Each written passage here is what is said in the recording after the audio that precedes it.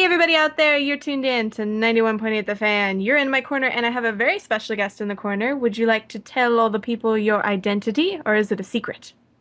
It's I do have a secret identity. I'll keep that one more secret, but my public identity is Antimere Robinson, and I'm the Director of Creative Services here at Funimation. Now, obvious question is obvious, but how did you get involved with Funimation? I got involved with Funimation 10 years ago. I graduated from UNT with my degree in graphic design and was on my way to Iowa to go get my master's degree in printmaking when a friend of mine doing sound design here said that they were looking for someone to design DVD menus. I'd always been kind of a casual anime fan and thought of acquiring more student debt versus actually starting to get paychecks. Funimation won out. And I always wanted to work for a small company in at the beginning. And when I started here, we only had 5 brands and there were only 30 people working here. Bugged them for 3 months, bugged Carly Hunter, who's one of our VPs, until she hired me. Called her every day, interviewed with her, and got the job here 10 years ago. And wonderful to know. I mean, you're actually to blame or to compliment for the wonderful, pretty packaging and the wonderful, pretty DVD menus, correct? On certain Uh, it, series? that is something I'm more than happy to take the blame for, yes. And I have a really strong team here now, too. When I first started, I designed everything but Dragon Ball Z and Blue Gender at the time. So your Dragon Ball Saga sets, Kitty Grey, Tenchi Muyo GXP, all of our early brands, I did most of those covers myself. But we have a really strong team here now of people who are more talented than I am. Now, I went stalking over the internet and I heard one of the ones that you worked on was Gunslinger Girl. Is that correct? Yes, yes, love Gunslinger Girl. That Um, one is my favorite out of the ones that you listed. I think that's probably the showing that particular title shows my design skills. I think the strongest, and I love very cute, sad things. So, Gunslinger Girl is right up my alley. Like little sad girls that have to kill people. Um, yeah, it's beautiful artwork. I love Gunslinger Girl. I love that series a lot too, and it's for anybody who watches the first episode and gets emo. There are some cute moments with like teddy bears and things. Just saying. Yeah. And then that's awfully sad scene later on with Rico, with the boy that she befriends at the hotel that she has to eventually break into and shoot one of the residents at the hotel while she ends up running across her friend, and it's very cute but very very sad. Oh, you reminded me of that. You're a terrible person. No, I'm kidding. But now, one of the things that I was really curious about, because you started doing that, but how did you get into voiceover at Funimation as well? That started with Kitty Grade. We got that show in, and I bugged Justin Cook. I've been bugging all the directors to let me do little bit parts, but once I saw the character of Tweedledum, I just really wanted to play him because he was kind of like an elitist snob, and just he had the power, same power as Magneto did. So I bugged Justin Cook, and he finally gave me a chance and cast me and cast Clarine Harp as Tweedledee to play my twin sister. Um, and that's a longer story there. Clarine and I have a very close friendship that kind of mimics the characters of Tweedledee and Tweedledum. But ultimately, yeah, I bugged the director until they caved in.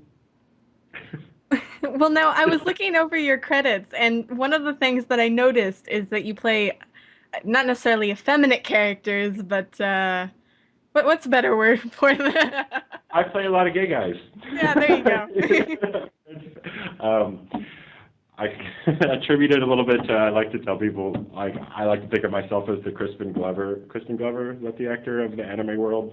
He was Willard, the movie about the rats, and he was in Wild at Heart with David Lynch. I like to play just like little interesting, fun characters. It is fun to get cast as a lead character that you have to show up in every episode and all that, but I like to play characters that are more like me. Well, now I have to wonder, that must boost your street cred in the convention world. It's definitely caught on. I've gotten several questions now. People have started to notice that I play a very specific type of character, and it's almost become an internal joke. Like if there's a character that's flamboyant or gay or transsexual or transgender, I'm the go-to person for that, and I'm thrilled about that. It makes me it's fun, a lot of fun. See, this is great for our staff because we throw so many gay jokes around to certain staff members that one day they can be the go-to gay guy. Yes, that's me. I'm the OG of Funimation, the original gay, I say. And now, actually, I believe your most recent character appears in a very popular series called Fairy Tale, correct? Yes, yes. I play a fairy in Fairy Tale named Bob. A He's the head of the fairy Blue. called Yeah. He's the head of the Blue Pegasus Guild. I can't even keep a straight face. See, I haven't seen it Me yet. neither. I haven't seen it yet, but my producer did, and he's like, "You have to ask him about Bob." And so I was like, "Okay, I'll ask him about Bob."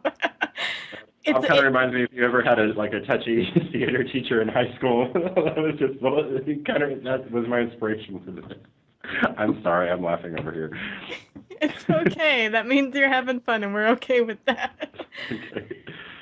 So overall, that must be a fun character to play, I'm assuming. Oh yes, yes. He's got a 5 o'clock shadow, little tiny fairy wings. He's very hairy. Wears Richard Simmons shorts, and I think he has a pink tank top on. And he gives them very wise advice. You know, he helps all these characters on their journeys while feeling them up sometimes.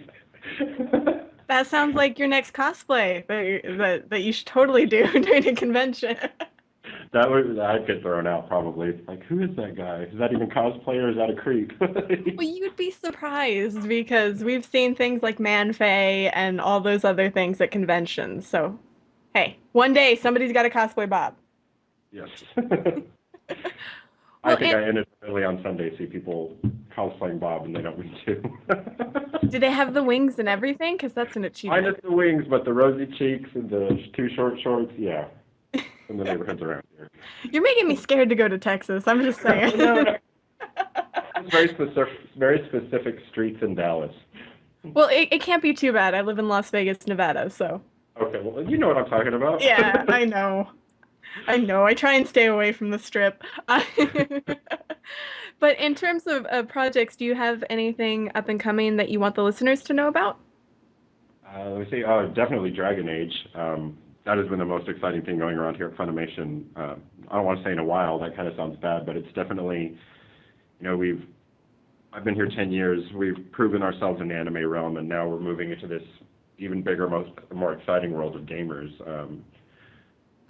As Justin Rojas mentioned in one of our interviews, you know, anime is big, but video games are huge, and just being a part of that and having something so higher profile associated with Funimation is exciting. And then, yeah, Dragon Well, Age is really. well, I have to wonder, do you guys get an excuse of playing any Dragon Age in the office? Some people have, some people get away with it. What am I trying to say? Most of us had already played it beforehand, so it's all the latecomers that are playing it in the office. They aren't as cool as the rest of us that played it in our own time.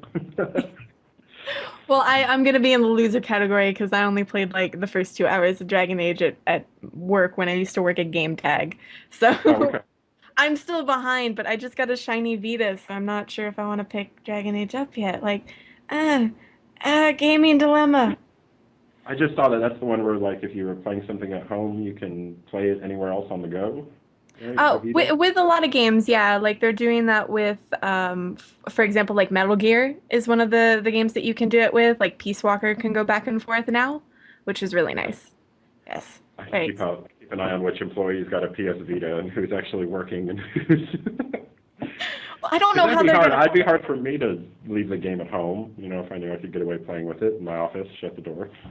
Well, I don't know how they're gonna hide it. It's a pretty big. It's a pretty. Well, it's not as big as an iPad or anything, but you can't like shove it in your pocket and then walk around. It'll look like you're really excited about something. So, uh, so not necessarily the best way to hide gaming at work.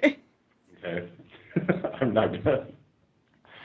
I could continue this, but I'm not. Well, it's my fault. I went there, so you can blame it on me. But in terms of conventions, do you ever get a chance to go to them, or are you kind of the guy that gets left behind at the office? I went to more conventions earlier on in my career. My hope is for other people to get that same experience that work in the departments that I work in. So yes, I have attended conventions as guests, but not so much lately. I'm hoping other people get a chance to experience it, especially, I mean, when you see a group of people responding so emotionally and passionately to something that you worked on, that just reinforces why we do it. And I'd really like other people to get that chance to, qualify that, we're selling a lifestyle and we're entertaining people, and it makes you come back to work even more energized after going to a convention. So it'd be fun to go to more, but I want more other people in the company to get that experience. I must be a weakling because when I come back from a convention, I can't move for a day. There's that too, yeah. I'm like, I hope I don't have to get in another elevator crammed with a bunch of smelly people for a long time again. Well, and you don't have to wear heels. I'm required to like be all dressed up and be in heels because I'm the girl who has to be in front of the camera. So that's not fun. I see. Well, you missed my Halloween costume 2 years ago where I was Donatella Versace, and I myself am 6'6", but I wore shoes that made me 8 inches taller. So, but I didn't have to do it all weekend. I don't know how you did that. Well, But I I got can my empathize. training. I got my training when I was 13 at a maid cafe, and I think that did it. Okay. And now, since we're nearing the end of this interview, I was wondering if you'd like to participate in a 91.8 The Fan tradition. Sure. Awesome. I agreed to something without asking details, but sure. We do that all the time. We put you on the spot. But basically, we ask if you'd be willing to do a radio bump for us. Okay. Awesome. We just ask if you'd be willing to say, hello, my name is, you insert your name. I do this. You can insert what job you do, aspects of your job, characters, whatever you want there. And you're tuned into 91.8 The Fan. Okay. So We're ready. whenever, yeah, whenever you're ready, because we're recording. Okay. 91.8. Okay. Hello, my name is Antimere Robinson, Director of Creative Services at Funimation, and wait, I've found something inappropriate to say, but now I can't say it. I thought of an appropriate way to refer to the voices I do, but hold on, let me come up with a better way to say that. It's my fault. I did that. That was my fault. I got you thinking about bad things. Okay, let's try this again. Hello, my name is Antimere Robinson, Director of Creative Hello, my name is Antimere Robinson, Director of Creative Services here at Funimation Entertainment. Voices of damn it. I'm so sorry about this. No, it's fine. We've had voice actors completely bomb it, so this is something we've seen before. I'll call myself the OG, then they'll have to ask what I mean by that. Okay, although I've heard it earlier. Here I go. Hi, this is Antimere Robinson, Director of Creative Services here at Funimation Entertainment and the OG of Funimation. You're tuned into 91.8 The Fan. Look at that. That wasn't too bad. Pat yourself on the back. You're okay. Hey. And now, is there anything else you'd like to tell the listeners out there? Not right now, no? Hi, please tune in. I'm watching. I know. Sorry, I'm sure there is, but I'm not witty enough right now.